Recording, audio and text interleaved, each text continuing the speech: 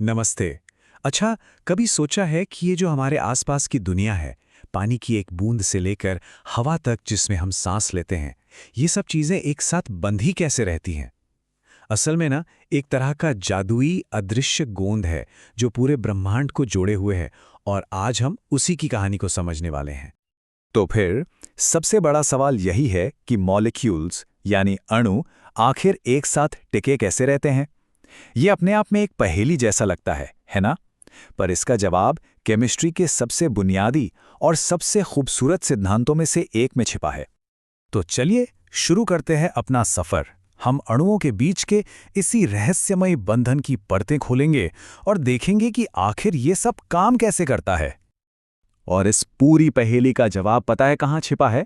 एक ही शब्द में, सहसंयोजी बंधन, जिसे हम कहते हैं कोवेलेंट बॉन्ड। यही वो हीरो है जो हमारी आज की कहानी का सेंटर है, और यही वो ताकत है जो हमारी दुनिया को आकार देती है। तो ये कोवलेंट बॉन्ड आखिर है क्या? इसे ऐसे समझिए जैसे एटम्स के बीच की एक पक्की दोस्ती या पार्टनरशिप है। जब दो एटम एक साथ आते हैं तो वो अपने सबसे बाहरी शेल के कुछ इलेक्ट्रॉन्स को आपस में शेयर कर लेते हैं ताकि दोनों स्टेबल हो सकें।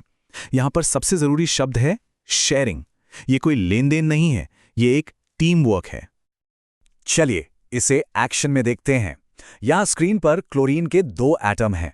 जरा गौर कीजिए कैसे वो एक जोड़ी इलेक्ट्रॉन्स को आपस में साझा कर रहे हैं।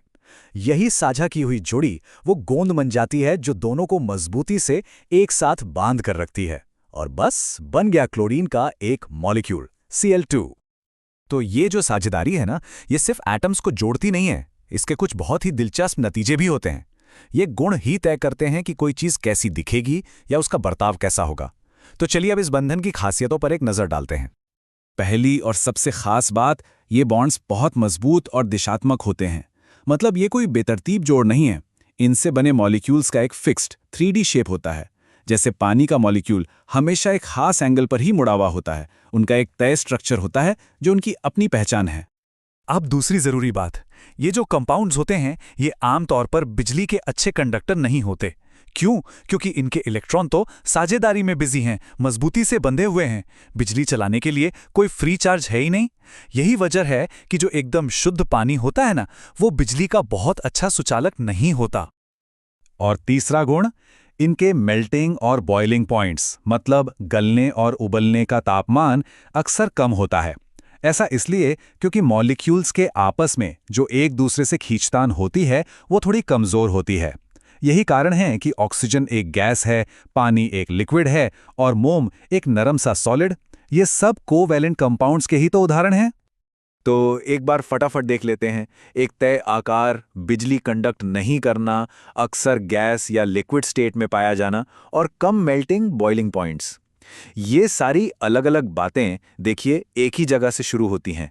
एटम्स का इलेक्ट्रॉन्स को शेयर करने का वो खास तरीका। अब तक तो सब ठीक था, साझेदारी, टीम वर्क। लेकिन कहानी में अब आता है एक ट्विस्ट। क्या हो अगर ये शेयरिंग, ये साझेदारी एकदम बराबर की ना हो? जब एक एटम दूसरे से थोड़ा ज्यादा लालची निकले।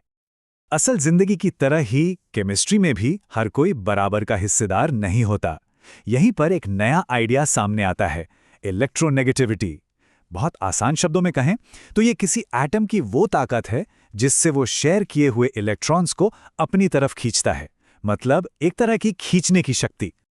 और इसी खींचने की शक्ति के फर्क से बॉन्ड्स का एक पूरा स्पेक्ट्रम बन जाता है। सोचिए, अगर दोनों एटम की ताकत बिल्कुल बराबर है तो ये हुई एक परफेक्ट पार्टनरशिप, जिसे हम कहते हैं शुद्ध कोवेलेंट बॉन्ड। अब अगर एक की ताकत थोड़ी सी ज्यादा है तो वो इलेक्ट्रॉन्स को अपनी तरफ ज्यादा खींचेगा। ये हुई एक तरफा या कहें तो अनइक्वल शेयरिंग, और इसे कहते हैं पोलर कोवेलेंट बॉन्ड।